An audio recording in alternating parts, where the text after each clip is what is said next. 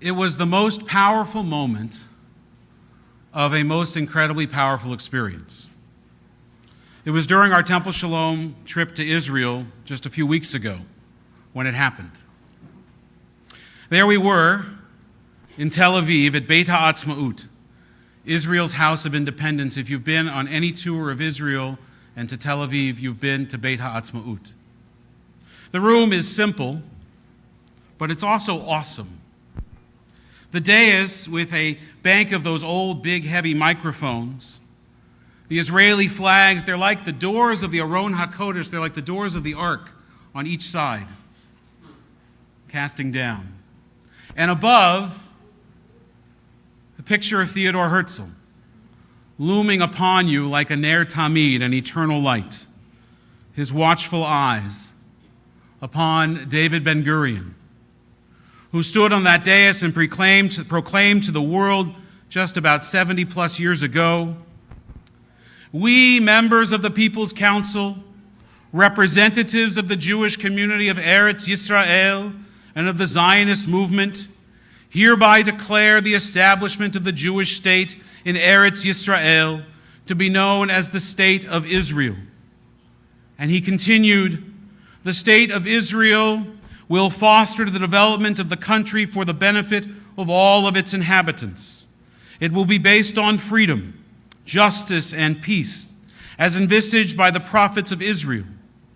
It will ensure complete equality of social and political rights to all of its inhabitants, irrespective of religion, race, or sex. It will guarantee freedom of religion, of conscience, of language, education, and culture. It will safeguard the holy places of all religions, and it will be faithful to the principles of the Charter of the United Nations." After decades of Jewish ambivalence about Zionism, the Holocaust had created an instant consensus for a Jewish state, galvanizing what was left of world Jewry, rousing us from depression, shielding it from guilt. At that moment, a nation was born.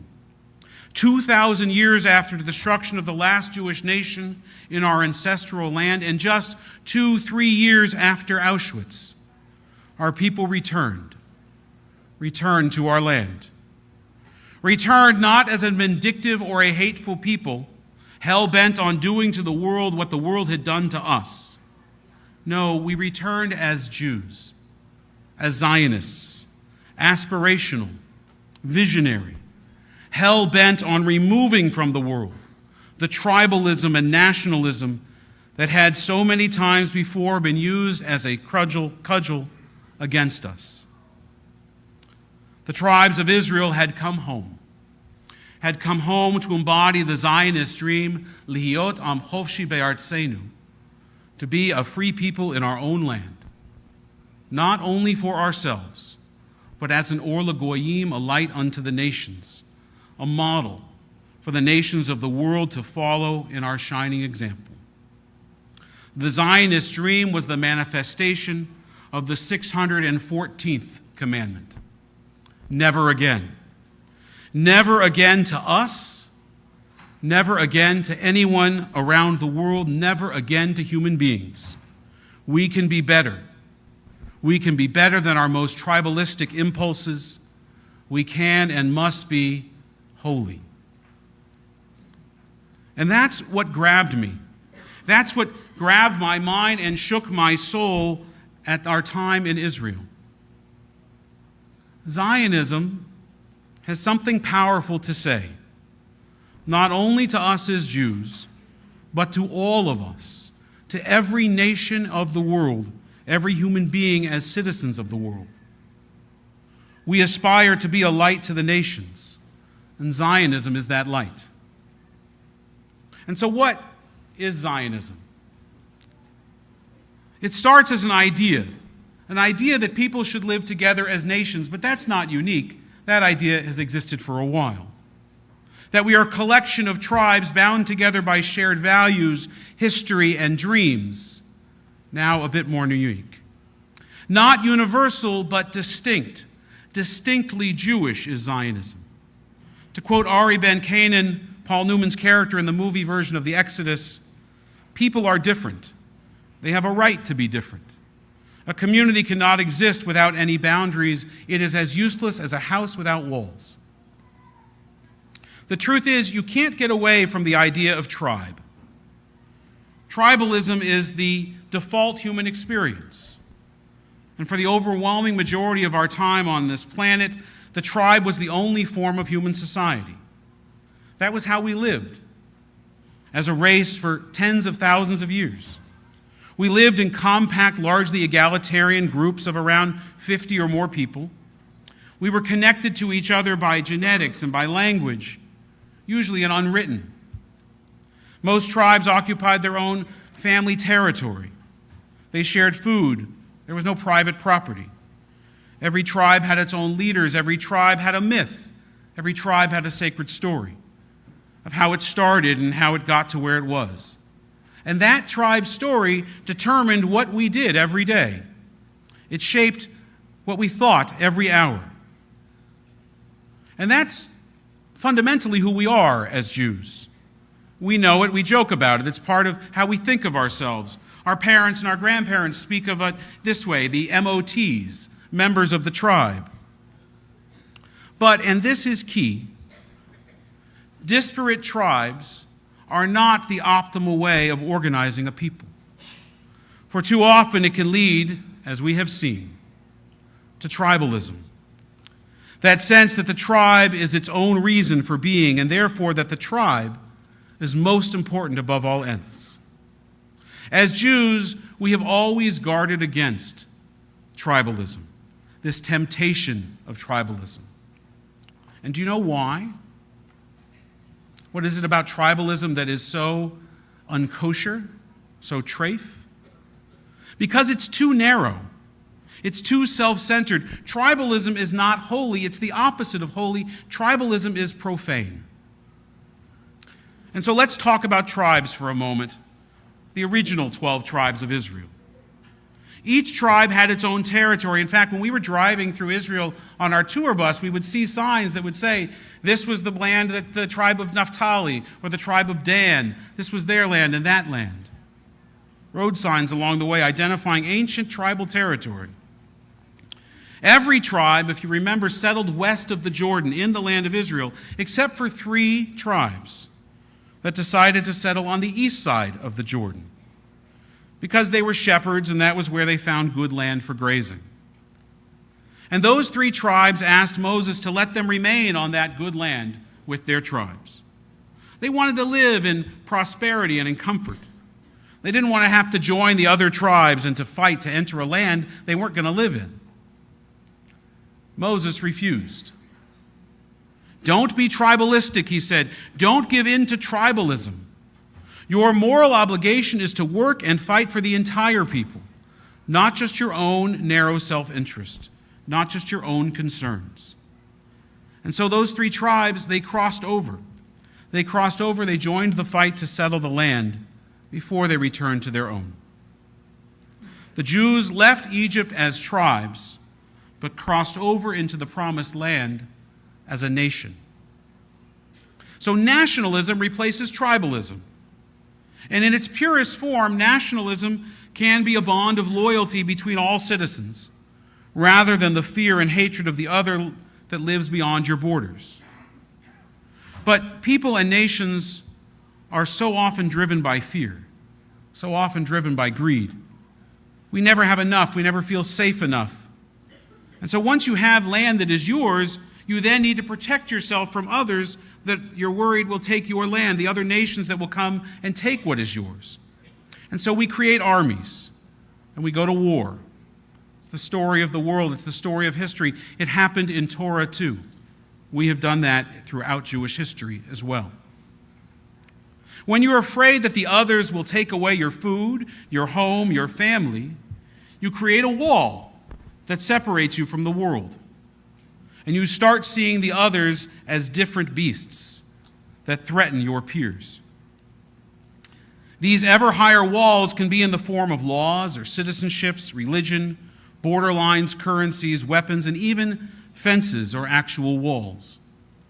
And if a nation can't build a wall high enough, then they just move it further out to protect the homeland, the fatherland. That was where colonialism comes from. That's where imperialism comes from. So where are we today? As a world, as a civilization, we're all asking ourselves that question. What is going on in our world today? And I would add, what does Zionism have to say about it? We are heading back towards tribalism, that much is clear. It's dressed up as nationalism, and it's bordering on fascism. It's tribalism. We are back to leaders who engage in racist rhetoric, separating ourselves by our differences rather than finding our shared humanity. And who are the targets of that rhetoric? It's the same people and groups all the time. The widow, the orphan, the stranger. The most vulnerable in society, those that Torah commands us to protect, are always the ones that the racists, the fascists, they target.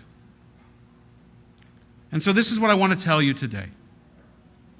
The tribalism we are witnessing and experiencing today around the globe, it is corrosive. It is self-centered. It requires you to hate the other group in order to be a part of the one that you're in. Think about that for a moment. You have to hate the other group in order to be in the one that you're in. What is racism? When you really get down to it, racism is tribalism. It's when one tribe is afraid of other tribes and believes that it is superior to all other tribes. And what is war? War is tribalism run amok. It is tribalism as a video game, the most violent and vehement form of war and genocide. We are not only afraid of the other tribe, we not only believe that we are superior to all other tribes, but now we have to kill them. We have to kill those who are not us. So welcome to our world today. In America today, in Europe, even in Israel, and more here in Canada, every group feels that every other group is a threat to them. Whites and blacks, Latinos and Asians, men and women, liberals, conservatives, religious and secular, LGBTQ and hetero, Jews and Christians and Muslims, and on and on and on. Everyone feels persecuted. On the left, this has given rise to increasingly radical and exclusionary rhetoric of privilege and cultural appropriation. And on the right, it has fueled a disturbing rise in xenophobia and ethnic nationalism. We have built our civilization on the idea of progress. And this is not what we are doing. We are not progressing. We are going backwards. We are reverting to tribalism. And so how should nations live? How should people grouped together live together? It's what our group encountered as we went the length and breadth of Israel, as we stood in Tel Aviv beneath Herzl's looming eyes. The answer is Zionism. Not just for Jews, but as a model for how every nation and people should act and live together.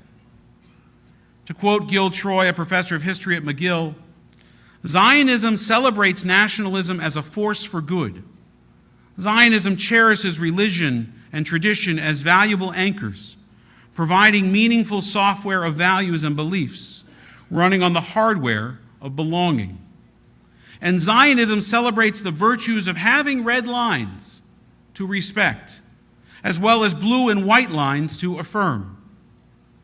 Zionism rewards togetherness and demands loyalty in many ways. For what does Zionism try to do? In its truest form, Zionism seeks to bring people together under shared values, with shared history and shared purpose, without trying to make others join us out of fear or out of greed. Think of how Jews are different. It's what Rabbi Jonathan Sacks called the dignity of difference. We represent the only great civilization in history that has never thought expansion for its own sake. In biblical times, the nation of Israel had a very limited territory compared to Babylonia or Greece and Rome, We were nothing. We were a rounding error on a map. We essentially still are. Moreover, as the political theorist Yoram Hazony has written, we had to respect other nations' territories. It was commanded in the Torah. God said, what is Edom's is Edom's, and what is Moab's is Moab's. It is not yours. Unlike other civilizations, we never expected or even wanted everyone in the world to obey our laws, or our customs, or our religious practices. This was never our intent. It was not our need. It isn't even now. We never expected that the world would become Jewish, only that it would become more ethical. Only that Israel would be an example, a light unto the nations as our prophets envisioned. We can study and debate and we can work to make sure that modern Israel lives up to its Zionist ideals, and we do that here regularly. You know we do. And as a reform movement, we do. But Zionism still has something holy to say to the world, particularly a world that seems enamored with populist rhetoric, tribalism, and strongman leaders. Zionism is an ethical nationalism in which the nation of Israel, echoing the prophetic call of Isaiah, aspires to be an or lagoyim, a light unto the nations, a good example. Now, I'm under no illusion that we have fully achieved that Zionist ideal of Herzl or Ben-Gurion. 50 years of military occupation and the internal strife between left and right, secular, religious, Arab, and Jew in Israel has cast a long and dark shadow upon that vision. And as my friend Rabbi Sharon Brous wrote last month for the Los Angeles Times, Israel is a Jewish state, yet moral leadership tends to come from not from its official rabbinate, but from its artists, academics, and activists. It is a proud, striving democracy that fails to uphold basic democratic norms for many under its control. It is a young nation of exemplary ingenuity, imagination, and frankness that has failed to use that same creativity and honesty to seriously deal with sovereignty and what it means when one profoundly traumatized population holds great power over another profoundly traumatized population. The supporter of Israel in me cannot and will not dismiss these inconsistencies with the Zionist vision. And neither do most Israelis. You need to know that. The vast secular pluralistic majority know that the ultra-Orthodox and the extreme right-wing coalition governments have conspired to hijack Zionism in the name of tribalism. We need to support those Israelis who are acting like the biblical prophets, who are standing up and who are saying that tribalism is not Zionism. Tribalism is not Israel. And so I ask us to push back against the encroaching desert of despair, because in so many ways, the desert that is Israel continues to bloom with the hope of the Zionist dream. That desert blooms when Israel strives to pursue justice, to pursue peace, to embody an ethical nationalism, l'taken olam b'malchut Shaddai, to remake and repair the brokenness in the world, remaking it in God's vision, as its founders promised it would be. And that is why I truly believe that Zionism, as envisioned by its founders, though not yet realized by us, its inheritors, is the very best form of political organization humanity has yet discovered. And that is why the world, Israel included, needs Zionism, not nationalism, not tribalism. Because the nations of the world can learn the greatest lessons that Zionism has to offer. That nations must be ethical. That nations must restrain themselves in their ambitions and not seek world domination. Nations must, though comprised of many tribes, nations must be united by shared values and a shared mission that echoes the Jewish imperative to leave the world better than we found it, to be a blessing. Zionism acknowledges that groups' differences, they are real. And it fights those deep inequalities and inequities that divide us. That's the legacy of Talmudic debate, of rabbinic Judaism. It's the legacy of modern Zionism and all of those debates that took place during those Zionist congresses. A vigorous debate is about how to bridge our divides, to expand the tent, building bridges wherever possible among the disparate tribes of Israel instead of building walls. Zionism invites us to be loyal to a higher aspirational vision of the world, a world as it could be, maybe not as it is.